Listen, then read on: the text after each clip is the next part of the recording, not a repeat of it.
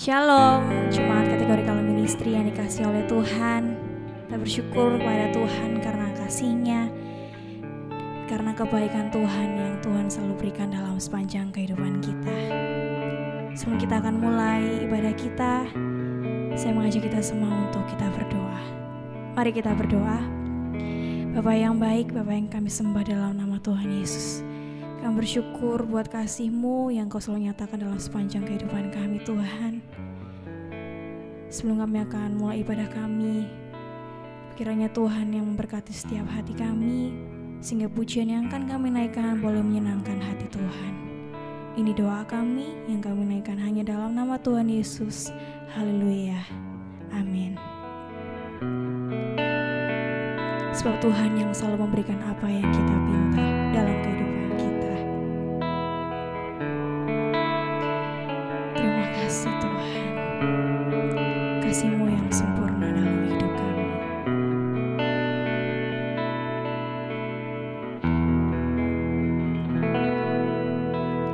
Kasih yang sempurna telah ku terima dari-Mu, bukan karena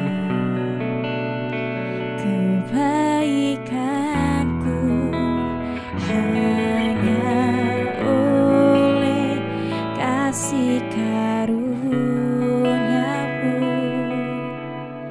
Kau pulihkan aku,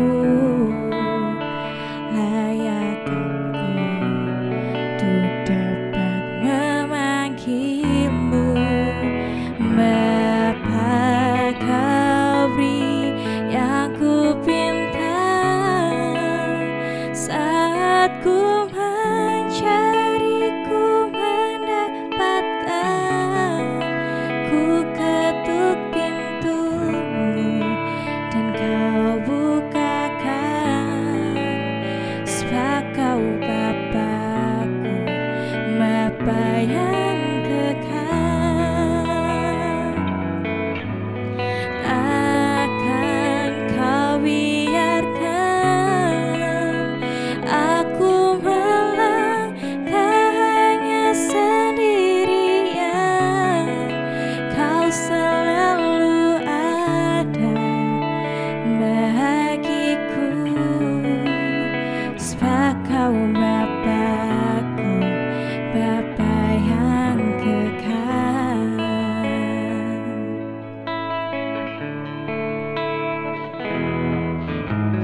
Kasih yang sempurna telah ku terima dari-Mu, bukan karena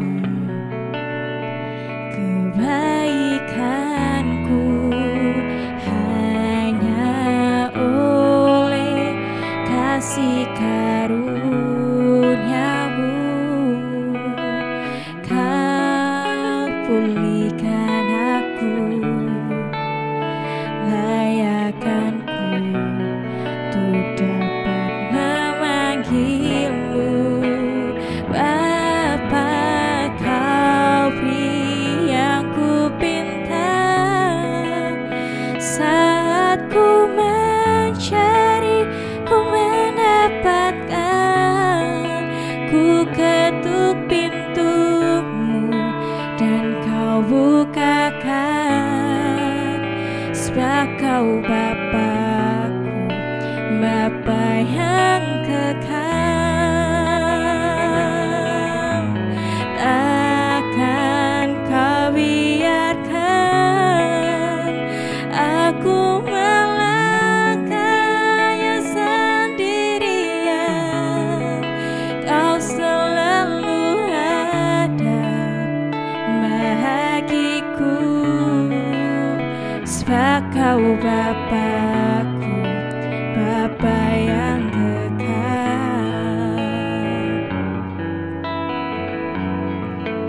Bapa yang kekal. Oh,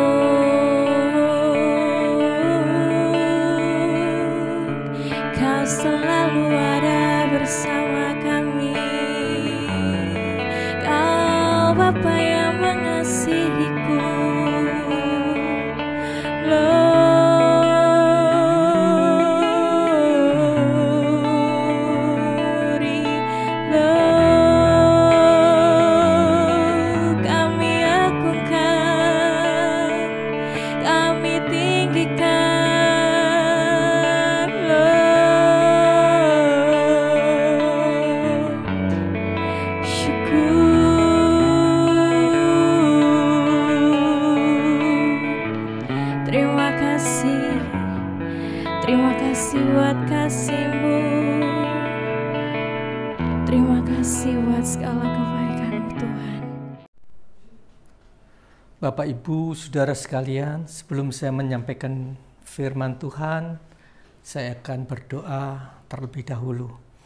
Bapak Surgawi, Bapak yang baik, Bapak yang kami sembah dalam nama Tuhan Yesus Kristus. Sungguh hati kami penuh ucapan syukur Tuhan karena kami bisa merasakan kebaikan Tuhan.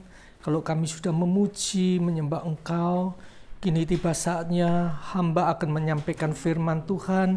Kiranya urapan Tuhan, otoritas Tuhan, kuat kuasa Tuhan menyertai hamba. Apa yang hamba sampaikan bukan karena hamba, tapi tuntunan Roh Tuhan yang kudus. Berfirmanlah, berkaryalah Tuhan. Kami siap mendengarkan.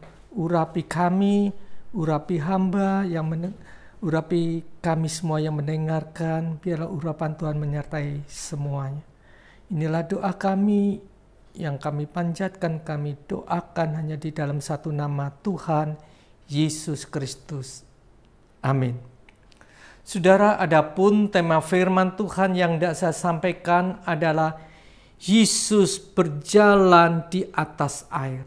Yesus berjalan di atas air. Saya akan membaca dari Injil Matius pasal yang ke-14 ayat ke-22 sampai ke-33. Yesus berjalan di atas air. Injil Matius pasal 14 ayat 22, demikian firman Tuhan. Sesudah itu Yesus segera memerintahkan murid-muridnya naik ke perahu dan mendahuluinya ke seberang. Sementara itu Yesus menyuruh orang banyak pulang. Dan setelah orang banyak itu disuruhnya pulang, Yesus naik ke atas bukit untuk berdoa seorang diri.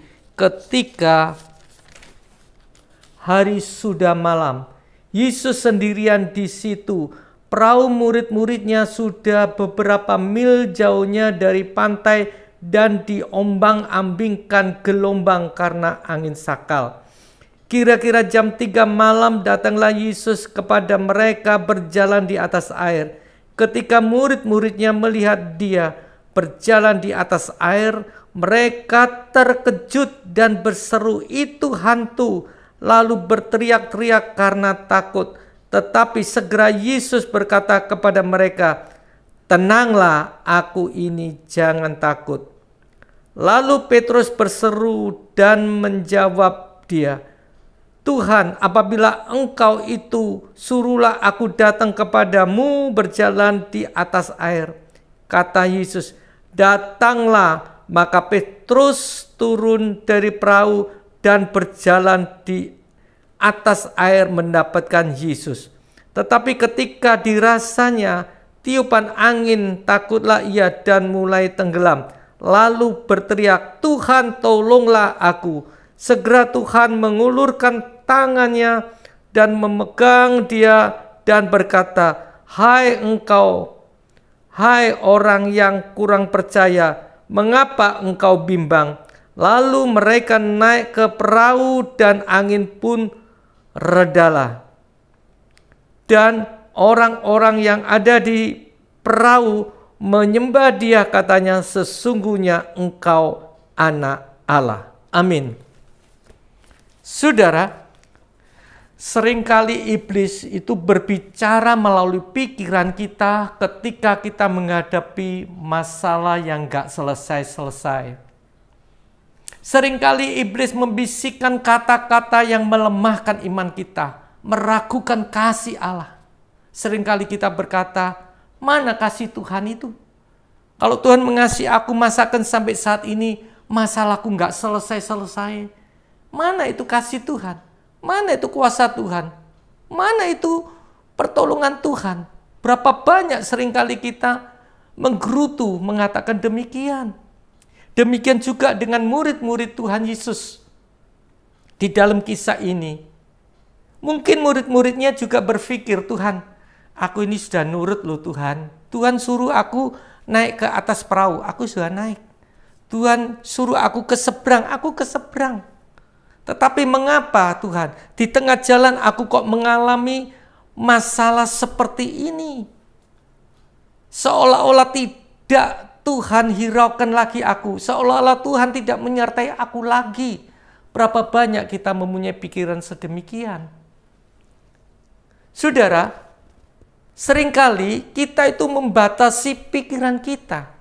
Seringkali kita itu membatasi diri kita. Kalau kita mengalami pergumulan, mengalami penderitaan, mengalami kesusahan, lalu kita berkata, Tuhan tidak menyertai aku lagi. Tuhan tidak ikut campur tangan lagi dalam hidupku Tuhan, sehingga aku mengalami sedemikian. Berapa banyak kita pun sering menggerutu, mengomel kepada Tuhan ketika kita menghadapi kesesakan hidup ini. Tetapi satu hal ingin saya katakan kepada saudara pada malam hari ini. Percayalah, firman Tuhan mengatakan, pikiranku bukan pikiranmu, jalanku bukan jalanmu, dan rancanganku juga bukan rancanganmu. Dan ada suatu ayat yang lebih mempertegas lagi, tetapi rancanganku bukanlah rancangan kecelakaan, tetapi rancanganku adalah rancangan damai sejahtera dan rancangan untuk mendapatkan masa depan yang penuh harapan. Ini loh janji Tuhan. Tuhan tidak pernah merancangkan kecelakaan bagi saudara dan saya. Kalau sampai saat ini doamu dan doaku belum didengar Tuhan, kalau sampai saat ini masalahmu dan masalahku belum ditolong Tuhan, ayo kita menantikan Tuhan dengan penuh kesabaran. Kita menantikan Tuhan dengan sabar. Saya percaya nanti pada saatnya Tuhan akan membuat segala sesuatunya indah pada waktunya. Amin. Saudara, di dalam pembacaan yang baru saja saya baca ini, di sini ada 5 hal yang perlu kita ketahui siapakah Yesus yang kita sembah itu. Ada 5 hal yang perlu saudara dan saya mengetahui siapakah Yesus yang kita sembah itu. Kita masuk pada poin yang pertama. Ayat ke-22. Saya akan membaca. Sesudah itu, Yesus segera memerintahkan murid-muridnya naik ke perahu dan mendahuluinya ke seberang. Sementara itu, Yesus menyuruh orang banyak pulang. Jadi Yesus yang pertama, Yesus adalah Tuhan yang bertanggung jawab atas hidup kita. Yesus adalah Tuhan yang bertanggung jawab atas hidup kita. Saudara, Yesus yang menyuruh murid-muridnya naik ke perahu. Yesus yang menyuruh murid-muridnya ke seberang. Ini bukan inisiatif murid-muridnya, tetapi atas perintah Yesus. Dan kalau Tuhan yang memerintah, itu Tuhan yang bertanggung jawab. Amin. Kalau Tuhan yang memerintah, artinya Tuhan itu yang menjamin hidup murid-muridnya. Tuhan yang menjamin keselamatan murid-muridnya. Dan kalau kita mentaati akan perintah Tuhan, maka Tuhan akan menggenggam tangan kita. Saya ingat Nabi Elia. Ketika itu dia mengalami kekeringan di tempatnya. Dan firman Tuhan mengatakan, Elia disuruh pergi ke Sungai Kerit. Sungai Kerit adalah sungai sebelah timurnya Sungai Yordan. Dan pada saat itu Elia tidak protes kepada Tuhan. Loh Tuhan, aku di sini itu kekeringan, kelaparan Tuhan. Masakan aku harus disuruh ke Sungai Kerit yang nggak ada manusianya, yang sunyi, yang nggak ada manusianya. Nah aku ini makan apa Tuhan? Aku ini makan apa Tuhan? Bisa saja Elia mengatakan demikian. Tetapi firman Tuhan menjelaskan. Firman mengatakan, tetapi Elia menurut akan perintah Tuhan. Artinya menurut firman Tuhan, melakukan. Karena apa? Karena Elia tahu kalau Tuhan yang menyuruh, Tuhan yang bertanggung jawab atas hidupnya. Kalau Tuhan yang menyuruh, Tuhan menjamin hidupnya. Dan memang betul di Sungai Kerit tidak ada manusia pun di sana. Tetapi Tuhan bisa mengirim burung gagak untuk memeliharanya. Luar biasa bukan? Ini loh. Tuhan bisa memakai 1001 cara untuk menolong kesulitan saudara.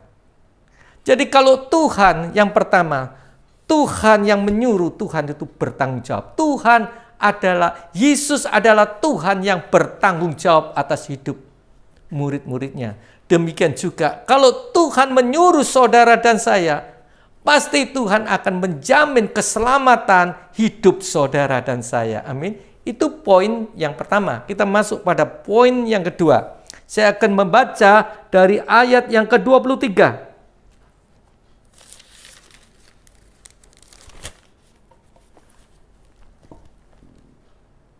Dan setelah orang banyak itu disuruhnya pulang, Yesus naik ke atas bukit untuk berdoa seorang diri.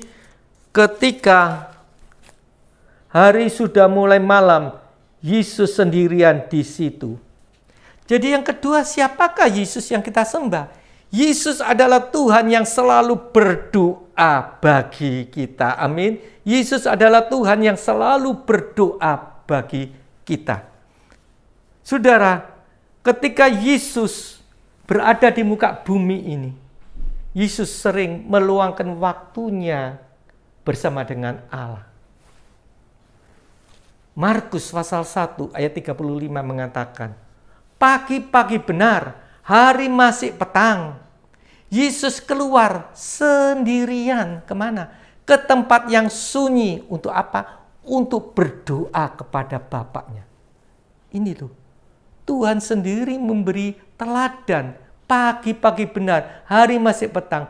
Tuhan sudah keluar sendirian ke tempat yang sunyi untuk berdoa kepada Bapa. Bagaimana dengan saudara dan saya? Ayo adakan waktu pribadi bersama Kristus. Waktu pribadi kita bersekutu dengan Tuhan. Curahkan apa yang menjadi masalahmu, apa yang menjadi masalahku. Berdoalah kepada Tuhan. Amin. Dan Tuhan akan mendengarkan setiap seruan doa saudara. Dan Tuhan tidak membiarkan saudara terus bergumul menghadapi masalah saudara. Karena Allahmu, Allah yang mengerti dan Allah yang peduli. Amin. Saudara, mengapa Yesus itu kok berdoa? Sekarang timbul pertanyaannya. Mengapa Yesus kok berdoa? Karena Yesus tahu bahwa murid-muridnya akan mengalami kesulitan di tengah perjalanan. Dan murid-muridnya pun tidak tahu apa yang akan terjadi. Tetapi Yesus tahu, maka Yesus berdoa kepada berdoa untuk murid-muridnya.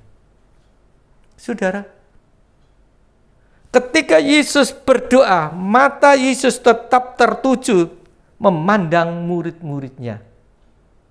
Itu ditulis di dalam Injil Markus pasal yang ke-6 ayat 48. Pada kisah yang sama, Markus pasal 6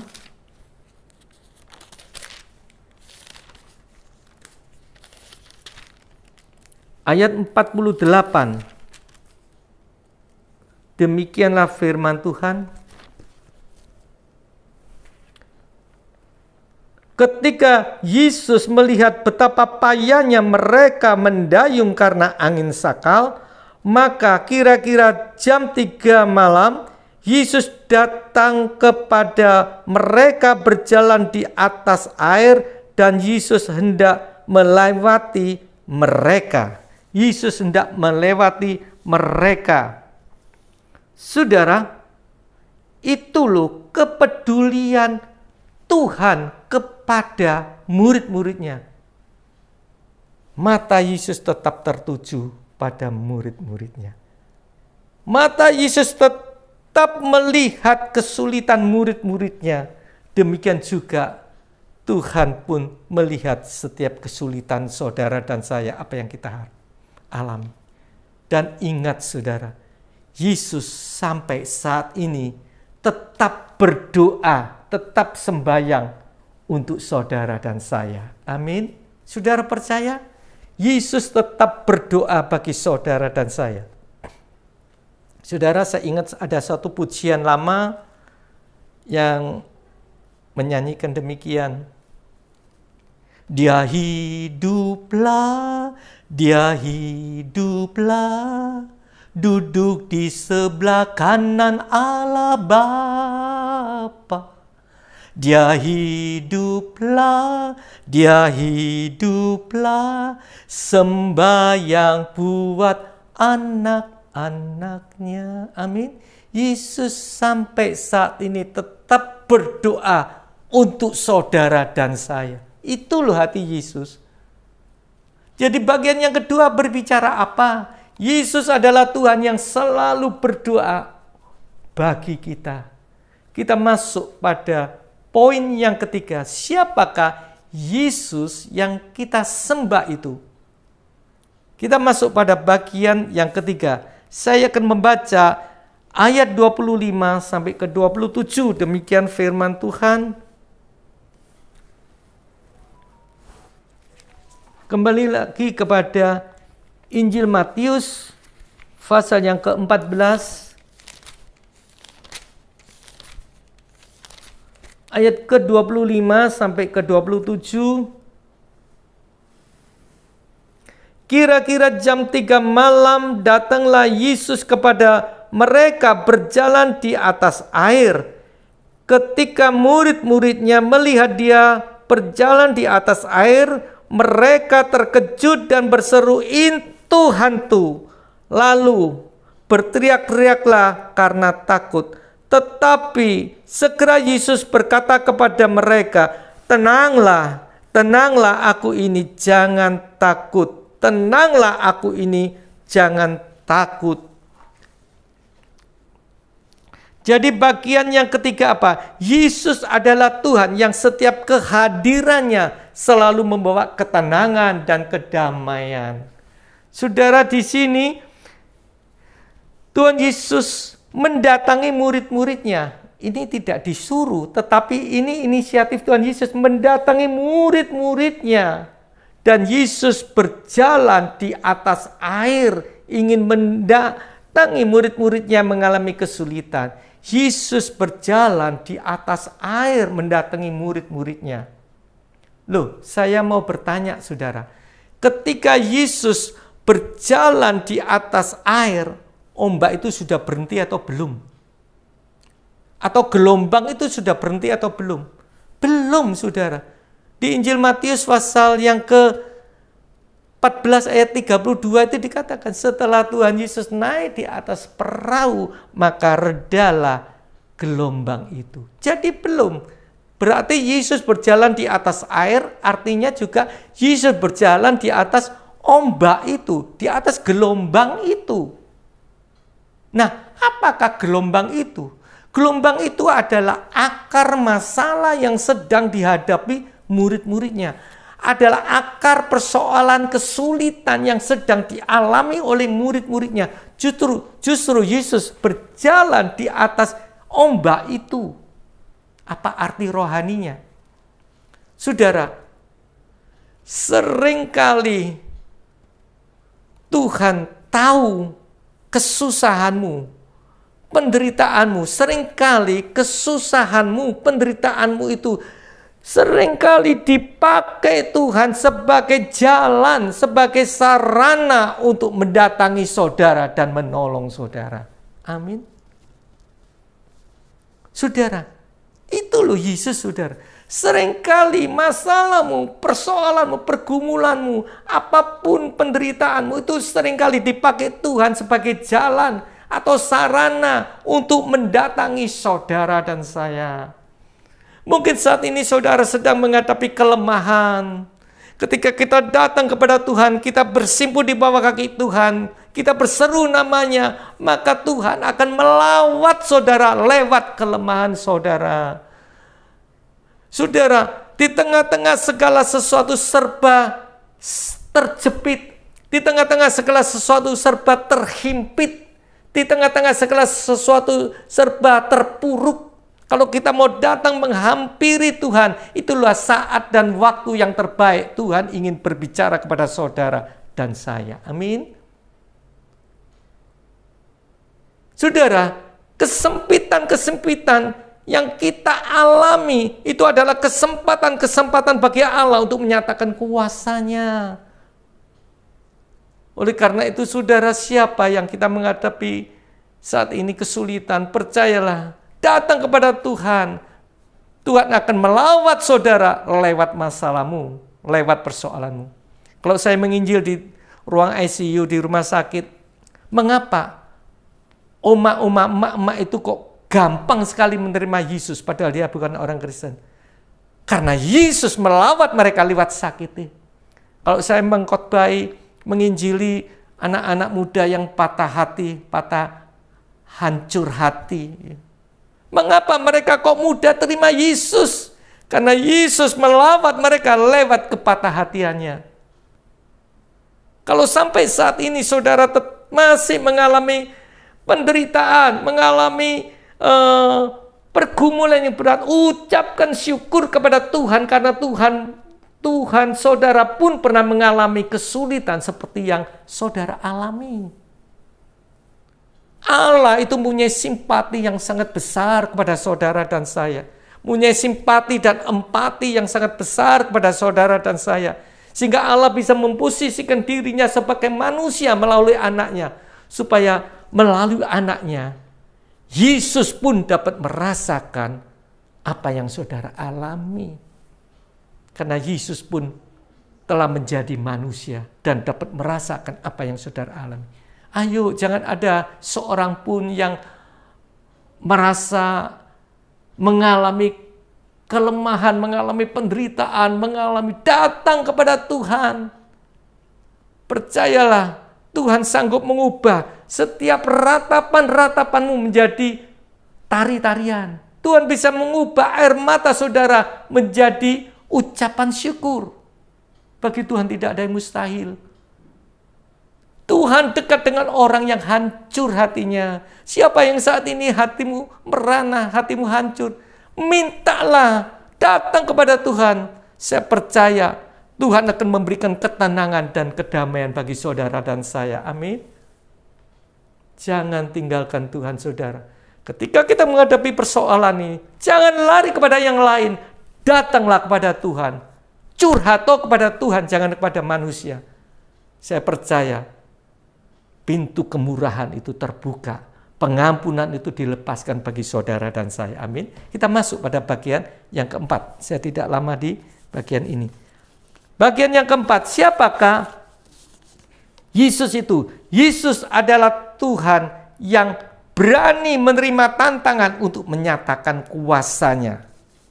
Saya baca ayat 28-29. Yesus adalah Tuhan yang berani menerima tantangan untuk menunjukkan kuasa-Nya. Ayat 28 dan 29. Lalu Petrus berseru dan menjawab dia, Tuhan, apabila Engkau itu, suruhlah aku datang kepadamu berjalan di atas air. Kata Yesus, datanglah. Yesus berani menerima tantangan Petrus, datanglah. Maka Petrus menurun dari perahu dan berjalan di atas air mendapatkan Yesus. Yesus adalah Tuhan yang berani menerima tantangan apapun. Saudara, bahwa Yesus yang kita sembah adalah Tuhan yang berkuasa. Tuhan sanggup melakukan segala perkara. Secara manusia tidak mungkin Petrus bisa berjalan di atas air. Karena bede manusia lebih berat daripada bede air, sehingga pasti tenggelam. Tidak mungkin manusia bisa berjalan di atas air. Tetapi boleh bagi manusia, tidak mungkin. Bagi Tuhanmu, bagi Yesusmu, tetap tidak ada kata tidak mungkin. Semuanya mungkin. Dan saudara percaya, bagi Tuhan tidak ada yang mustahil. Di sini Petrus bisa berjalan di atas air. Ingat, berjalan di atas air pada waktu itu masih air itu bergelombang. Berarti Petrus tetap berjalan di atas ombak. Gelombang, apa itu? Masalah. Jadi apa arti rohaninya? Di sini Petrus bisa mengatasi di atas masalahnya. Dia berjalan di atas gelombang masalahnya. Dia berjalan di atas masalahnya. Mengapa Petrus bisa berjalan di atas air? Satu jawabannya. Selama matanya memandang Yesus, selama matanya berfokus pada Yesus, maka Petrus bisa berjalan di atas air. Demikian juga, selama mata kita tetap tertuju, terfokus kepada Tuhan, seberat apapun masalahmu, serumit apapun persoalanmu, kita bisa mengatasi masalah itu dan kita tetap tegar di saat yang sukar apapun. Itu loh. Dan pada saat kapan Petrus itu tenggelam? Petrus itu tenggelam pada saat dia merasakan angin di sekitarnya. Dan ketika dia melihat ke bawah, ombaknya kok besar, masalahku kok gede. Di saat itu dia tenggelam. Demikian juga dengan kita. Ketika kita mendengarkan berita-berita di sekeliling kita, angin, tiupan angin di sekitar, berita-berita di sekitar kita yang meragukan iman kita. Dan kita melihat ke bawah, masalahku kok gak ente-ente. Wes gak kuat, urip kayak gini, wes lebih baik aku mati. Pada saat itu imanmu tenggelam, kamu kan jatuh. Ayo tetap berfokus kepada Tuhan. Jangan melihat sekitarnya. Jangan melihat betapa besar masalah yang sedang aku hadapi saat ini. Tetapi lihatlah saat ini betapa besar dan dahsyatnya kuasa Allah yang kita sembah. Itu loh. Amin. Hapuslah air mata saudara. Seperti yang saya sampaikan. Jangan tangisi lagi persoalanmu. Jangan saudara ratapi pergumulanmu. Hapuslah air matamu. Lihatlah. Tuhan yang saudara sembah lebih besar dari persoalan yang saudara hadapi. Amin. Ayo tetap kuat, tetap tegar. Jangan melihat seberapa besar persoalan ini. Lihatlah betapa besar kasih Tuhan, kuasa Tuhan untuk menolong saudara dan saya. Kita masuk pada bagian poin yang kelima, yang terakhir. Saya akan membaca ayat 30 sampai 31.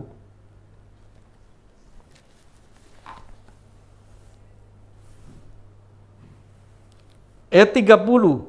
Tetapi ketika dirasanya tiupan angin, takutlah ia, itu Petrus, dan mulai tenggelam, lalu berteriak, Tuhan tolonglah aku. Ayat 31, segera Yesus mengulurkan tangannya, memegang dia dan berkata, hai orang yang kurang percaya, mengapa engkau bimbang? Jadi apa yang tersirat dari ayat ini? Yesus adalah Tuhan yang bertindak tepat pada waktunya. Ketika Petrus mau tenggelam, dia berseru, Yesus tolong aku.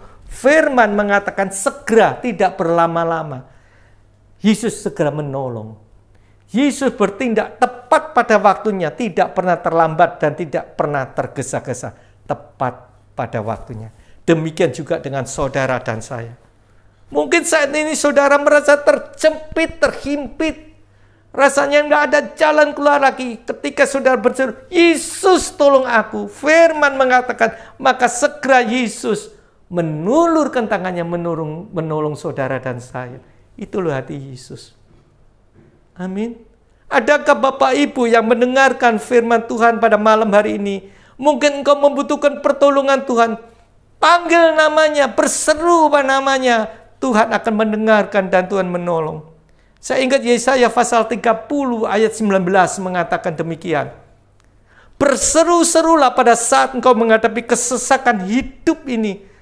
Aku huruf besar, artinya Tuhan mendengarkan teriakmu.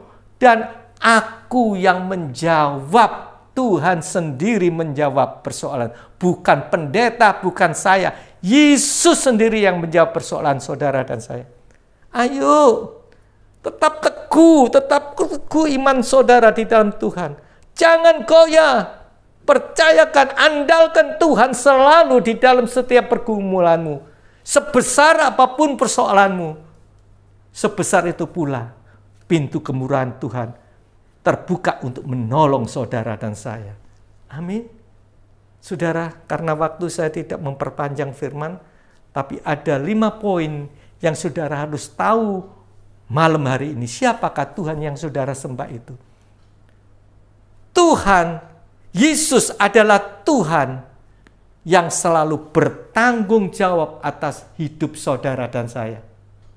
Kalau Tuhan yang menyuruh, Tuhan yang bertanggung jawab. Hai bapak-bapak, hamba-hamba Tuhan, para pendeta. Kalau Tuhan yang sudah menetapkan saudara, Tuhan yang sudah menyuruh saudara, percayalah Tuhan yang menjamin hidupmu, Tuhan yang memelihara hidupmu. Yang kedua, Yesus adalah Tuhan yang selalu berdoa bagi saudara dan saya. Sampai saat ini, percayalah. Kalau Yesus berdoa bagi saudara dan saya, bagaimanakah? Apakah kita tetap setiap saat berdoa bagi Tuhan? Ayo. Kita masuk bagian yang ketiga apa? Yesus adalah Tuhan, setiap kehadirannya selalu membawa ketenangan dan kedamaian. Adakah Bapak Ibu saat ini yang tidak mengalami ketenangan dan kedamaian? Yesus, undang Yesus yang selalu membawa kehadirannya. Kehadiran Yesus membawa ketenangan dan kedamaian.